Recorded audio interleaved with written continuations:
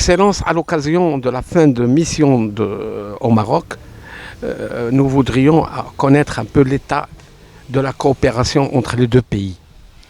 L'année écoulée a été une période très productive et importante pour les relations entre l'Inde et le Maroc.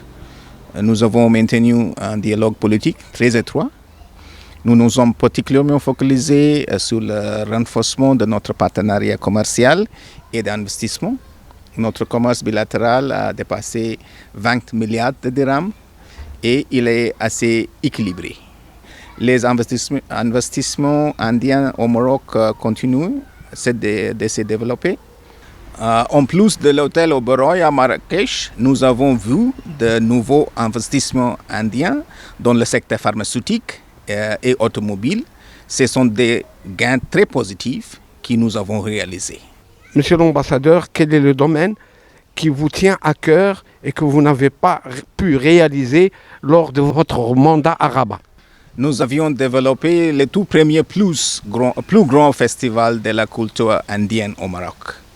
Intitulé Nagma Zwina, cela aurait été une extravagance culturelle dans 6 villes pendant 10 jours et qui aurait permis à nos amis marocains de découvrir le meilleur de Bollywood indien, de la danse classique et la musique, de la mode, de la gastronomie et du yoga et des expériences ayurvédiques de l'Inde.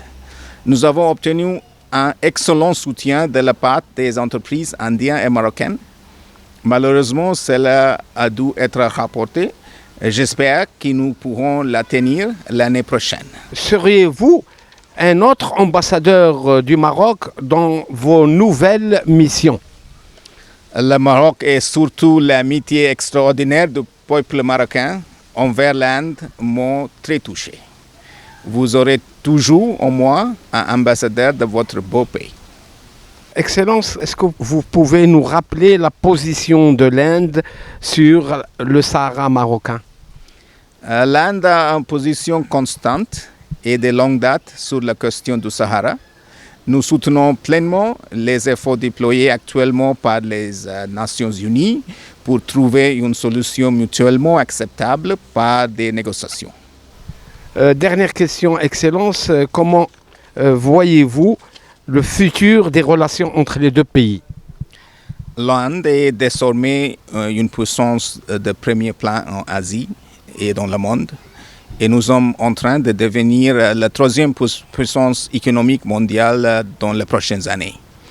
Le Maroc émerge également comme une puissance importante, que ce soit dans la zone euro-méditerranéenne, en Afrique ou dans le contexte arabo-islamique. Votre succès dans la lutte contre le radicalisme et le terrorisme est riche de leçons. Notre engagement politique a ainsi beaucoup d'importance. Je vois également notre partenariat dans des domaines clairs tels que la défense, le partage de l'information, l'espace et la cybersécurité se développer davantage dans les années à venir. Le partenariat économique a notamment un excellent potentiel, en particulier dans les domaines des services informatiques et de la santé. Ainsi, les liens entre nos deux pays se consolideront à l'avenir et donneront à notre partenariat son caractère unique. Le partenariat Inde-Maroc n'a pas de limite. Monsieur l'ambassadeur, vous avez été nommé dans quel pays? République des Philippines. Bonne chance. Merci beaucoup. Tu me tiens au courant dès que...